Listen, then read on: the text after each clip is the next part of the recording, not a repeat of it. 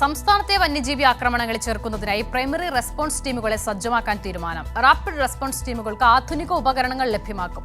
വിവിധ വകുപ്പുകളെ ഏകോപിപ്പിച്ച joint surveillance ടീമിന് രൂപം നൽകാനും വനം വകുപ്പിന്റെ തീരുമാനം. ദുരന്ത നിവാരണ അതോറിറ്റി ഉന്നതതല യോഗത്തിൽ ഈ വിഷയങ്ങളൊക്കെ ചർച്ചയായിരുന്നു. അതിന് പിന്നാലെയാണ് ഇത്തരം തീരുമാനങ്ങളിലേക്ക് യോഗം എത്തുന്നത്. കമലേഷ് തെക്കേക്കാട് വിവരങ്ങളുമായി ചേർന്നു. ഈ സംസ്ഥാനത്ത് വന്യജീവി ആക്രമണം തുടർക്കഥയാകുന്ന സാഹചര്യത്തിലാണ് ഇതിനെ പ്രതിരോധിക്കുന്നതിന് വേണ്ടി അടിയന്തര ഉന്നതതല യോഗം വനംവകുപ്പിന്റെ നേതൃത്വത്തിൽ ഉദ്യോഗസ്ഥരുടെ നേതൃത്വത്തിൽ ഇന്ന് ചേർന്നത്. അതോടൊപ്പം തന്നെ 2 യോഗങ്ങളാണ് പ്രധാനമായും ചേർന്നത്.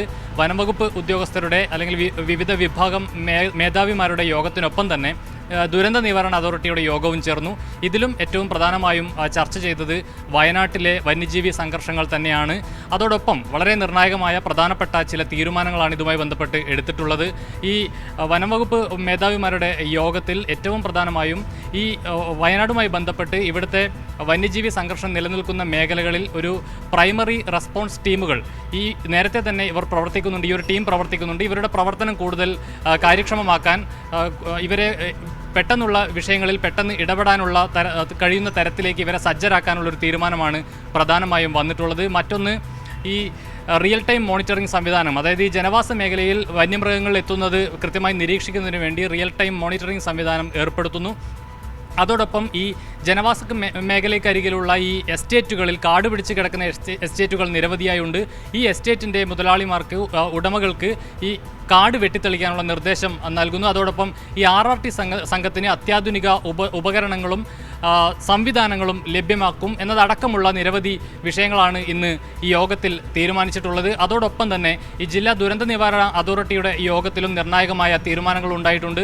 ഇതിൽ ഒരു പബ്ലിക് റെസ്പോൺസ് ടീമിനെ രൂപീകരിക്കുന്നു എന്നുള്ളതാണ്. ഇത് ഈ ജനവാസ മേഖലയിൽ അല്ലെങ്കിൽ ഇത്തരത്തിൽ വനവുമായി ബന്ധപ്പെട്ട് കിടക്കുന്ന ആളുകളിൽ നിന്ന്, പ്രദേശങ്ങളിൽ നിന്ന് പൊതു അഭിപ്രായം എടുക്കുന്നതിന് വേണ്ടി, രൂപീകരിക്കുന്നതിന് വേണ്ടി ഒരു പബ്ലിക് റെസ്പോൺസ് ടീമിനെ ചുമതലപ്പെടുത്തുന്നു. അതോടൊപ്പം തന്നെ ആദിവാസി വിഭാഗങ്ങളിലുള്ള ആളുകളാണ് ഏറ്റവും കൂടുതൽ ഈ വന്യജീവി ആക്രമണങ്ങൾക്ക് വിധേയരാകുന്നത്.